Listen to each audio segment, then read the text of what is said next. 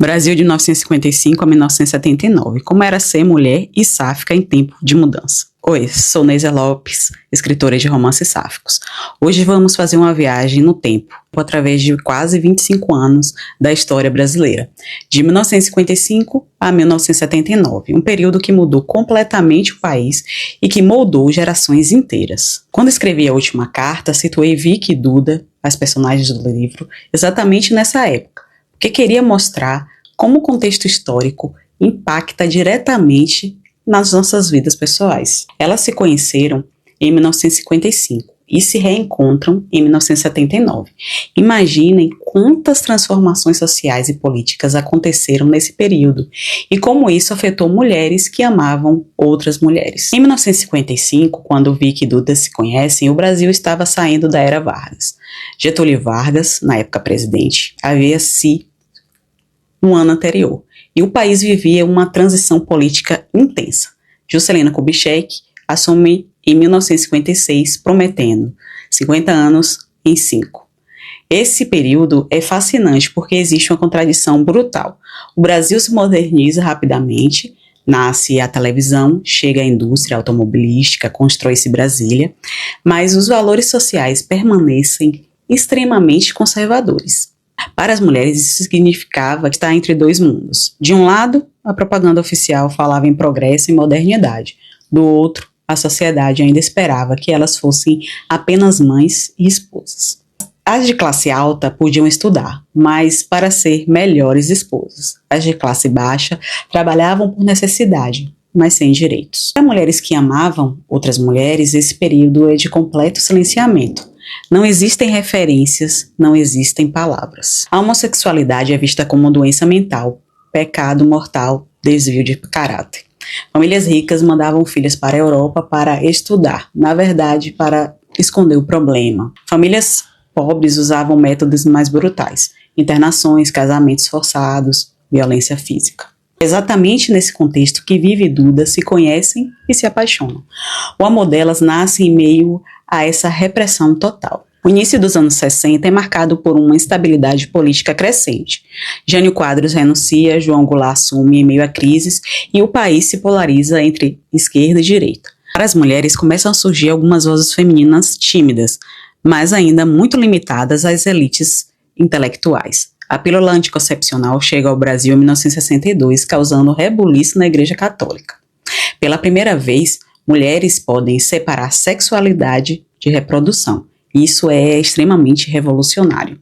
Mas essa revolução não chega às mulheres sáficas. Elas continuam invisíveis, silenciadas. A repressão social é ainda maior porque qualquer comportamento diferente é visto como comunismo, subversão da ordem. É interessante porque, ao mesmo tempo que o país se politiza e discute mudanças sociais, a homossexualidade continua ali, sendo tabu absoluto. Médicos continuam oferecendo tratamentos brutais. Famílias continuam internando filhas em hospícios. Nesse período, mulheres como Vicky e Duda viviam amores completamente clandestinos. Encontros secretos, cartas cifradas, códigos entre amigas. A separação delas acontece justamente nesse contexto de repressão familiar e social intensificada. Em 1964, acontece o golpe militar e tudo muda drasticamente. Os militares assumem com a promessa de restaurar a ordem e combater o comunismo. E essa ordem incluía controle total sobre comportamentos, moral e costumes. A ditadura militar brasileira tinha uma obsessão com a família tradicional. Qualquer coisa que fugisse do padrão heterossexual, monogâmico e reprodutivo era vista como uma ameaça à segurança nacional. A homossexualidade virou questão de política. Para as mulheres, isso significou um retrocesso brutal. O discurso oficial era de que a mulher deveria voltar ao lar, cuidar dos filhos, apoiar o marido. Feminismo virou palavra proibida, associada ao comunismo. Mulheres sáficas viveram um período de terror. A repressão não era apenas social, era do Estado. Havia perseguições, prisões, torturas. Muitas foram internadas em hospícios como presas políticas disfarçadas. É nessa época que Vicky vai para a França estudar. Muitas famílias ricas usavam isso como estratégia para esconder filhas problemáticas. Enviar para fora era melhor que o escândalo em casa. A censura era total. Qualquer manifestação artística ou cultural que tratasse de sexualidade alternativa era estritamente proibida. Livros eram queimados, peças censuradas, músicas proibidas. O silenciamento era institucional. Com o AI-5 em 1968, veio o período mais duro da ditadura. A repressão atinge níveis extremos, mas, paradoxalmente, também surge uma contracultura underground que questiona tudo. É fascinante porque, ao mesmo tempo que a repressão política se intensifica, mundialmente explode o movimento hippie, o feminismo, os movimentos de liberação sexual. Isso chega ao Brasil de forma muito filtrada, mas chega. Nas universidades, mesmo sob a censura, começam as discussões sobre sexualidade, direito das mulheres, questionamento de papéis tradicionais. É muito underground, muito perigoso, mas existe. Para mulheres sáficas, esse período é contraditório. Por um lado, a repressão está mais violenta. Por outro, pela primeira vez, aparecem algumas referências culturais, mesmo que censuradas. Filmes estrangeiros, livros que circulam clandestinamente, músicas que falam de amor de forma mais livre. É nessa época que algumas mulheres começam a encontrar formas mais organizadas de resistência. Grupos pequenos, redes de apoio, encontros secretos em casas de amigas.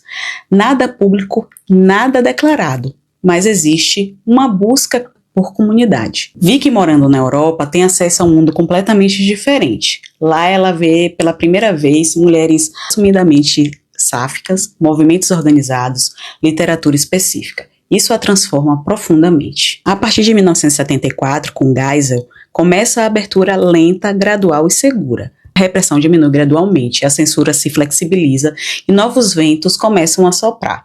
Para as mulheres, esse período traz mudanças importantes. O movimento feminista ressurge, mesmo que timidamente. Surgem os primeiros grupos organizados de mulheres, as primeiras publicações feministas. Em 1975, é declarado o Ano Internacional da Mulher pela ONU. E isso repercute no Brasil. A imprensa alternativa cresce e começam a aparecer os primeiros textos que falam de sexualidade de forma mais aberta. O jornal Lampião da Esquina, criado em 1978, é revolucionário. Pela primeira vez existe uma publicação que fala abertamente sobre a homossexualidade. É também nesse período que começam a surgir os primeiros espaços de sociabilidade gay no Brasil. Bares, casas noturnas, pontos de encontro. Ainda muito marginalizados, ainda muito perigosos, mas existem.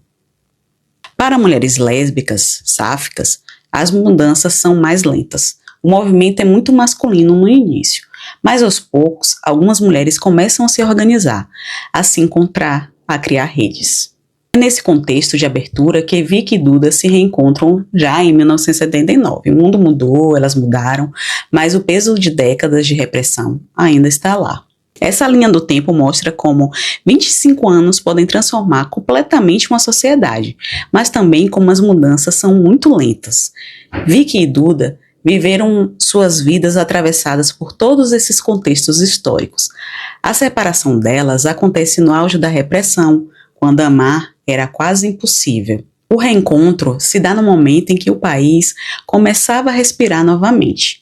Mas as feridas de décadas de silenciamento não se curam da noite para o dia. Entender essa história nos ajuda a valorizar as conquistas que temos hoje e a entender por que a representatividade é tão importante. Cada história que contamos, cada final feliz que escrevemos, é também uma reparação histórica para todas essas mulheres que viveram amores impossíveis. A última carta é minha forma de honrar essas trajetórias, de mostrar como o amor resiste, mesmo nos momentos mais difíceis. O link do livro está na descrição, para quem quiser acompanhar essa jornada de Vicky e Duda através da história. E vocês, já pararam para pensar em como suas famílias foram impactadas por esses períodos históricos? Curtam, se inscrevam no canal e até a próxima semana. Beijo!